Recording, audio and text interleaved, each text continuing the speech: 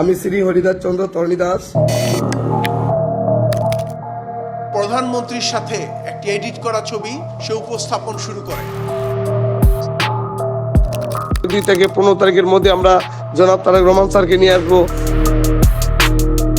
কখনো প্রধানমন্ত্রীর protocol officer, কখনো মন্ত্রীর পিএস, সরকারি চাকরি, বদলি, টেন্ডার, সবকিছুতেই নিশ্চয়তার প্রতিশ্রুতি। এভাবেই কয়েক বছরের মধ্যে কামাই কোটি কোটি টাকা, বানিয়েছেন বিলাসবহুল রিসোর্ট। বলা হচ্ছে হরিদাস চন্দ্র তরণী দাস ওরফে তাহিদ ইসলামের গল্প। একসময় তিনি ছিলেন এসি মেকানিক, বিক্রি করেছেন সবজিও, পাশাপাশি চলেছে তার প্রতারণা। বছর 4 আগে র্যাবের হাতে গ্রেপ্তার হলেও থেমে থাকেনি তার প্রতারণা। এরই মধ্যে হিন্দু থেকে মুসলিম হয়েছেন, এরপর আবার ফিরে গেছেন আগের ধর্মে। একের পর এক তার প্রতারণার গল্প শুনলে প্রশ্ন জাগে, এ কেমন বাটপার? 2022 সালের নভেম্বর গোয়েন্দাদের কাছে অভিযোগ আসে তৎকালীন প্রধানমন্ত্রী শেখ হাসিনার প্রোটোকল অফিসার হিসেবে প্রতারণা করছে একটি চক্র। 2014 সাল থেকে প্রভাবশালী ব্যক্তিদের নাম ভাঙিয়ে কিভাবে অর্থ উপার্জন করা যায় তারই ফন্দি ফিকির করতে থাকেন হরিদাস চন্দ্র। এসব ফন্দি বাস্তবায়নে তিনি কাজে লাগাতেন প্রধানমন্ত্রীর সঙ্গে তার এডিট করা ছবি। প্রধানমন্ত্রীর পরিবারের সদস্যদের ভুয়া প্রোটোকল কর্মকর্তার পরিচয় দিয়ে এবং কোনো কোনো ক্ষেত্রে মাননীয় প্রধানমন্ত্রীর নিকট আত্মীয়ের পরিবারের সদস্যের পরিচয় দিয়ে বিভিন্ন স্থানে তারা প্রতারণা করছে। স্বাস্থ্য অধিদপ্তরের এক কর্মচারীর বদলি বাতিলে ভুয়া ডিওলেটার ব্যবহারের অভিযোগ থেকেই তদন্তের সূত্রপাত হয় বলে জানায় আইনশৃঙ্খলা বাহিনী। অবশেষে এই চক্রের মূল হোতা হরিদাস চন্দ্রকে জাতীয় নিরাপত্তা গোয়েন্দা সংস্থা এনএসআই এর সহযোগিতায় রাজধানীর বনানী থেকে এক সহযোগী সহ গ্রেপ্তার করা হয়। উন্নয়ন প্রকল্পের যে বিভিন্ন কার্যক্রম চলমান আছে দেশের বিভিন্ন স্থানে, সেখানে কাজ পাইয়ে দেওয়ার কথা বলে, টেন্ডারবাজির কথা বলে সে বেশ কয়েকজনের কাছ থেকে বেশ কিছু পরিমাণ অর্থ নেয়। বিভিন্ন জায়গায় চাকরির প্রলোভন দেখিয়ে সে অর্থ নিয়েছে। তার বক্তব্য অনুযায়ী এইভাবে প্রায় শতাধিক ব্যক্তির কাছ থেকে সে বিভিন্নভাবে প্রতারণার মাধ্যমে সে টাকা নিয়েছে। র্যাব জানায় কখনো প্রধানমন্ত্রীর পরিবারের সদস্যদের প্রোটোকল অফিসার, কখনো মন্ত্রীর এপিএস, কখনো প্রভাবশালী ব্যক্তির ঘনিষ্ঠ সহযোগী। পরিস্থিতি অনুযায়ী বদলাতো তার পরিচয়। এবার একটু পেছনে ফেরা যাক। 2006 সালে এসএসসি পাশ করা হরিদাস ক্লাস 6-এ থাকার সময় অবৈধ পথে ভারতে যায়। সেখানে ইলেকট্রনিক্সের কাজ শেখে। 2010 সালে দেশে ফিরে উত্তরায় পুরনো এসি বিক্রি ও মেরামতের দোকান দেয় সে। তদন্ত সংস্থাগুলোর তথ্য অনুযায়ী কর্মজীবনের শুরুতে একেবারে সাধারণ জীবন ছিল হরিদাসের, কিন্তু অল্প সময়ের মধ্যেই পাল্টে যায় তার সেই জীবন। 2018 সাল থেকে প্রভাবশালী পরিচয়ে প্রতারণা শুরু হয় তার। ওই সময় বিক্রি করতেন সবজি।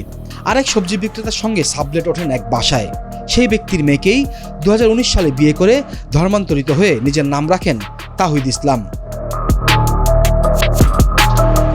বিয়ের পর শ্বশুরের পরিচয়ে কিছু জমি কেনেন ময়মনসিংহের ফুলবাড়িয়া এলাকায়। শ্বশুরের মাধ্যমে এলাকার লোকের কাছে নিজেকে একজন বিত্তশালী লোক হিসেবে পরিচিত করান। দামি গাড়ি হাঁকিয়ে এবং দামি পোশাক পরে স্থানীয় রাজনীতিবিদ, গণ্যমান্য বিত্তশালী ব্যক্তিদের সঙ্গে পরিচয় ও সখ্য গড়ে তোলেন। বিভিন্ন সরকারি দপ্তর থেকে অর্থ এবং উন্নয়নমূলক কাজের টেন্ডার পাইয়ে দেওয়ার জন্য আশ্বস্ত করতেন তাদের। এভাবে মাত্র 6-7 বছরেই প্রায় 8 কোটি টাকা হাতিয়ে নেন এই প্রতারক। প্রতারণার মাধ্যমে অর্জিত অর্থ দিয়ে ময়মনসিংহের ফুলবাড়িয়ায় নির্মাণ করেন Paris swimming pool entertainment park. পরে সেটিকে কেন্দ্র করেই নতুন বিনিয়োগকারী আকৃষ্ট করা হতো বলে 2022 সালে জানিয়েছিল র্যাব। এমনকি এই রিসোর্টের জন্য সে যে জায়গাটি ক্রয় করেছিল সেই জায়গার কোনো রাস্তা ছিল না। প্রভাবশালী মহলকে সে চাপে রেখে নিজেকে উচ্চ পর্যায়ের একজন ব্যক্তি হিসেবে উপস্থাপন করে সেই রাস্তাটিও সে ভাগিয়ে নেয়। এরপর দীর্ঘদিন আর কোনো খবরে ছিলেন না হরিদাস। চলতি বছরের মে মাসে আবারও আলোচনায় আসে সেই নাম। 2019 সালে ধর্ম পাল্টে তাহিদ ইসলাম হয়ে যাওয়া হরিদাস এবার ঘোষণা দেন গাইবান্ধা এশিয়ার সবচেয়ে বড় রামমূর্তি স্থাপনের। 2024 সালে পলাশবাড়ী উপজেলার হোসেনপুর ইউনিয়নের মধ্য রামচন্দ্রপুর গ্রামে ফিরে আসেন তিনি। এরপর গ্রামের শ্রী শ্রী কালী মন্দিরের পুরাতন অবকাঠামো পরিবর্তন করে আধুনিক করার ঘোষণা দেন। সেই ছোটবেলার থেকে আমি স্বপ্ন দেখতাম যে আমি সনাতন ধর্মের জন্য আমি কিছু করব। ভগবান শ্রীরাম বিগ্রহের মূর্তিটি হচ্ছে 81 ফিট এবং বিশ্বের প্রথম 153 ফিট সূর্য মন্দির হবে, যেটি বিশ্বের আর কোথাও নাই। এই সূর্য মন্দিরটির মধ্য দিয়ে এই বৃন্দাবনের কাজ সমাপ্তই হবে। মন্দিরের নাম পরিবর্তন করে রাখেন শ্রী শ্রী রাধাগোবিন্দ কালী মন্দির। পরবর্তীতে মন্দির চত্বরে 81 ফুট রাম মূর্তি নির্মাণ কাজ শুরু করেন। এসব নির্মাণ কাজ ও অর্থের উৎস নিয়ে দেশব্যাপী আবারও আলোচনায় আসেন হরিদাস চন্দ্র, তরণী দাস। এরপর এই রাম মূর্তি অপসারণ ও তাকে গ্রেপ্তার এবং এসব কাজের অর্থের উৎস অনুসন্ধানের দাবিতে পলাশবাড়ী ও গাইবান্ধা সহ দেশের বিভিন্ন স্থানে সভা সমাবেশ অনুষ্ঠিত হয়। অবশেষে গত 11 জুন এশিয়ার বৃহত্তম রাম মূর্তি স্থাপন ও নির্মাণ কাজ স্থগিত ঘোষণা করে শ্রী রাধা গোবিন্দ কালী মন্দির কমিটি। সেখানে উপস্থিত ছিলেন মন্দির কমিটির সভাপতি হরিদাস চন্দ্র। যেহেতু 100%-এর মধ্যে আমাদের জুলাই মাসের আমাদের একটা আশা ছিল, জুলাইয়ের 2 থেকে 15 তারিখের মধ্যে আমরা জনাব তারেক রহমান স্যারকে নিয়ে আসবো, এটা একটা আশা ছিল। সাম্প্রদায়িক সম্প্রীতি বজায় রাখার স্বার্থে নির্মাণাধীন রাম মূর্তি নির্মাণ প্রকল্পের কাজ সাময়িকভাবে বন্ধ বা স্থগিত রাখার সিদ্ধান্ত আমরা গ্রহণ করছি। মূলত এরপর থেকেই আবারও নড়ে চড়ে বসে আইন শৃঙ্খলা রক্ষাকারী বাহিনীগুলো। পুরনো প্রতারকের নতুন উদ্যোগ ঘিরে চলতে থাকে তদন্ত। এরই মধ্যে 12 জুলাই পলাশবাড়ির মন্দির এলাকা থেকে ঢাকার সিআইডির একটি বিশেষ দল অভিযান চালিয়ে হরিদাসকে গ্রেপ্তার করে। পরে উত্তরা পশ্চিম থানার দায়ের করা মানি লন্ডারিং প্রতিরোধ আইনের মামলায় তাকে গ্রেফতার দেখানো হয়। অ্যারেস্ট করেছি আমরা গাইবান্ধা থেকে, গতকাল রাতে অ্যারেস্ট করেছি। মামলা হচ্ছে উত্তরা পশ্চিম থানার মামলা। অভিযোগ হলো তার বিরুদ্ধে মানি লন্ডারিং এর অভিযোগ। সে হচ্ছে দেশি বিদেশি মুদ্রা পাচার এবং সংঘবদ্ধ অপরাধের অভিযোগ আছে তার বিরুদ্ধে আর কি। সিআইডি জানায়, বৈধ আয়ের কোনো উৎস না থাকলেও তার বিভিন্ন ব্যাংক ও মোবাইল ফাইন্যান্সিয়াল সার্ভিস হিসেবে মোট 9,35,00,000 টাকা জমা হয়েছে এবং প্রায় একই পরিমাণ অর্থ উত্তোলন করা হয়েছে। এসব লেনদেন দেশের বিভিন্ন স্থান থেকে বিভিন্ন ব্যক্তি করেছেন, যা তার পরিচিত পেশা বা আয়ের সঙ্গে অসামঞ্জস্যপূর্ণ। সোমবার 13 জুলাই বিকেলে উত্তরা পশ্চিম থানার মামলায় হরিদাস চন্দ্র ওরফে তরণী দাসকে আদালতে হাজির করা হয়। 7 দিনের রিমান্ড চেয়ে আবেদন করেন মামলাটির তদন্ত কর্মকর্তা ডিবি পুলিশের পরিদর্শক KM রাকিবুল হুদা। শুনানি শেষে ঢাকার মেট্রোপলিটন ম্যাজিস্ট্রেট মোহাম্মদ রিপন হোসেনের আদালত তার 4 দিনের রিমান্ড মঞ্জুর করেন।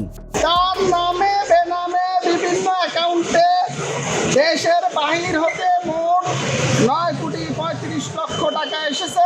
কারণ এই টাকার উৎস কি, এই টাকার প্রেরণের সাথে কারা জড়িত রয়েছে এবং এইটার পিছনে বহির্বিশ্বের বা প্রতিবেশী রাষ্ট্রের গোয়েন্দা সংস্থা রয়ের সম্পৃক্ততা আছে কিনা, বা বাংলাদেশের শৃঙ্খলা, বাংলাদেশের শান্তি সম্প্রীতি নষ্ট করার কোনো চক্রান্ত জড়িত আছে কিনা, সেই বিষয়ে তার কাছ থেকে তথ্য আদায়ের জন্য মোট 4 দিনের রিমান্ড প্রার্থনা মঞ্জুর করেন। শুনানির সময় আদালতের অনুমতি নিয়ে আসামি হরিদাস বলেন, আমি একজন কৃষক ছিলাম, এখন মন্দির পরিচালনা করি। ভক্তদের দেওয়া এই টাকা যদি অন্যায় কাজে পরিচালনা করি তাহলে তদন্ত করা হোক।